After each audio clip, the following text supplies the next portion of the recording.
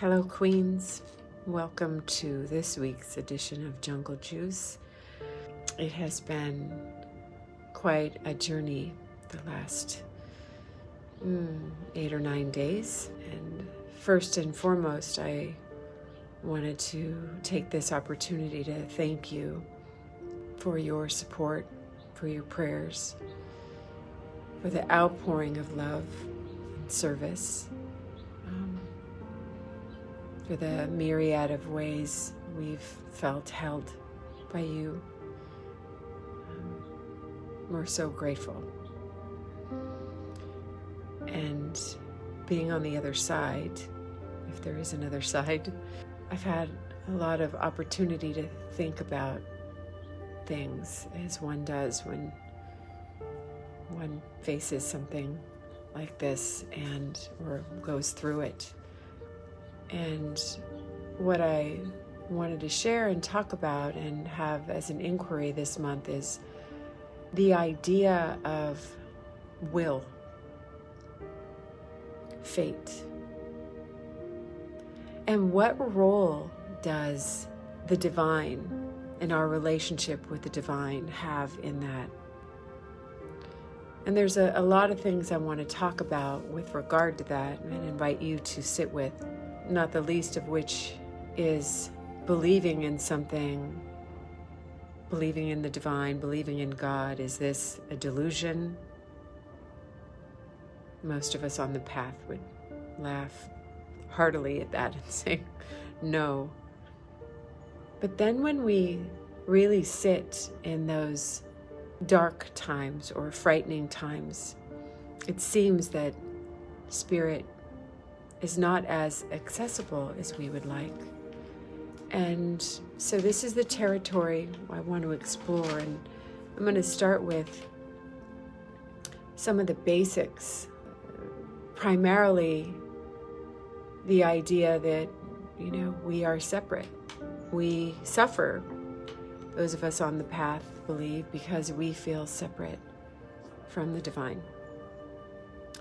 And so will or sovereignty is not a reality if we feel separate. We keep thinking power is outside of ourselves. For example, when David went through his experience, not only himself, but with me, there were times along the way where the terror engulfed him or me, and we felt we had no access to that conscious co-creation, that divine dance of self-will and divine will, right? Things sometimes happen so fast, we only recognize in hindsight how the dance unfolds. The piece this week that feels so important to talk about is this idea of being separate from the divine, that we pray to something outside of ourselves, something. And I want to invite us to the metaphor that is true for me. And I love this image that if the divine is the ocean, you are a cup of the ocean. So while the dance of that is a paradox, right? If I forget I'm a cup of the ocean, I need practices and reminders to bring me back into that knowing. So what that looks like is the interesting piece. How we experience that is the interesting piece, isn't it? Because philosophically I can know that, but when it comes down to it, if I don't really feel no, embody no, I suffer. So, for example, in the case with David, to get personal,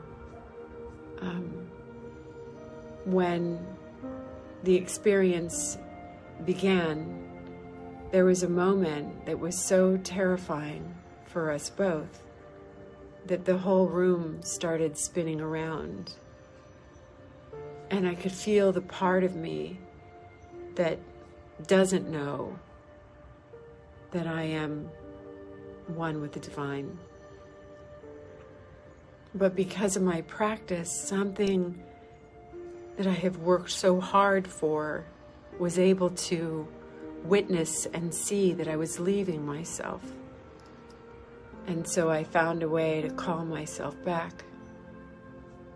And simultaneously, so did David. And in that remembering, possibilities are available, right? You have choice points. And that's the relationship, right? Where I recognize that I am one with the divine, and my will creates an energetic that meets the reality, the other reality, which is that we live in the material world, right? The paradox that other people, choice points, actual separation from pieces and parts of our lives need to be attended to, called upon. This dance, through David's experience, our experience, was one of continually remembering that inside I am one with spirit, and so whatever's happening, when I forget that, I lose my ability to navigate, right? To trust, not the outcome, because none of us are getting out of this in this body, right? But to be able to listen for the truth of what's next and allow that unfolding to occur with that inner authority, with that agency.